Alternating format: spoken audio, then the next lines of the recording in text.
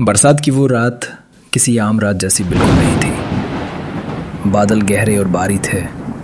हवा में मिट्टी की सौंधी खुशबू थी, लेकिन उसमें एक अजीब सा डर मिला हुआ था, जैसे कोई अनजाना खतरा हर बूंद के साथ धरती पर उतर रहा हो। गांव के किनारे पुराने आम के पेड़ों से घिरे रास्ते पर अर्जुन तेज कदमों से चल रहा था। उसकी मोटरसाइकिल बीच रास्ते में बंद हो गई थी और अब उसे पैदल ही घर पहुंचना था। अंधेरा इतना गहरा था कि हाथ को हाथ नजर नहीं आ रहा था। चमकती बिजली कभी कभी आसमान को ऐसे उजाला देती जैसे कोई अदृश्य शक्ति उसकी राह देख रही हो। अर्जुन ने रास्ता काटते हुए अपना मोबाइल निकाला, पर नेटवर्क गायब था। तभी पीछे से किसी के कदमों की आवाज लगी, छप छप छप, जैसे कोई उसके पीछे पीछे चल रहा हो। वो मुड़ा, कोई नहीं। दिल की धड़कन तेज हो गई। वो आगे बढ़ा, कदमों की आवाज फिर आई, इस बार और पास और भारी, जैसे कोई बहुत बड़ा और भारी शरीर वाला व्यक्ति कीचड़ में पैर घसीटता आ रहा हो।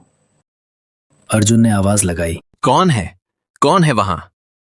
जवाब में सिर्फ हवा की सीटी और दूर कहीं से आती मेंढकों की टरटर सुनाई दी।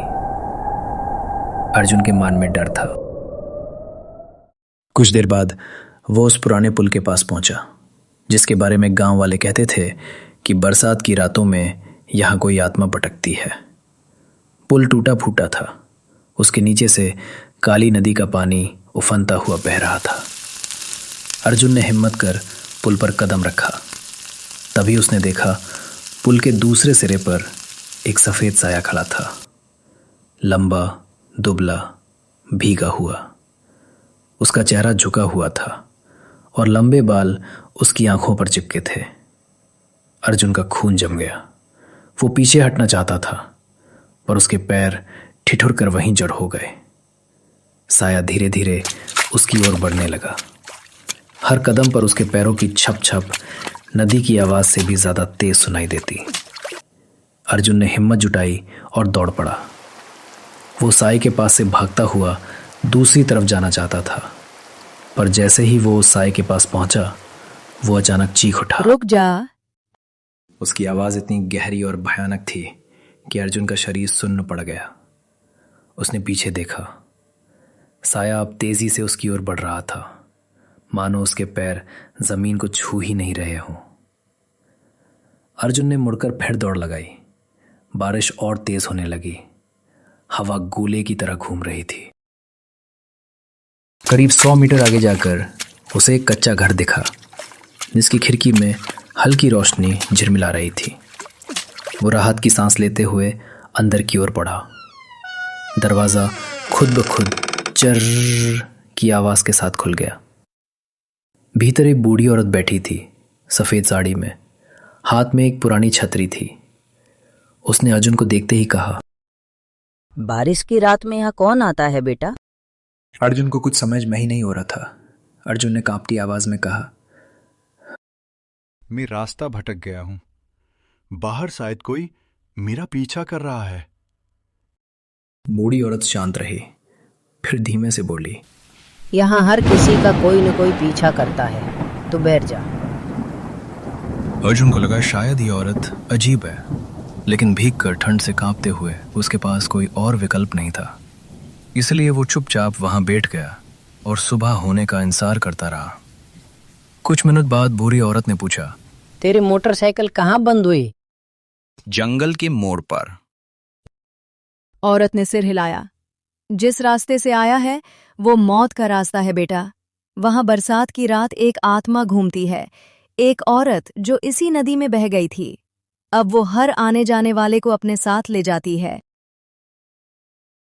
पर वो मेरे पीछे क्यों पड़ी? मैंने उसका क्या बिगड़ा है? मेरा तो उससे कोई लेना देना नहीं है।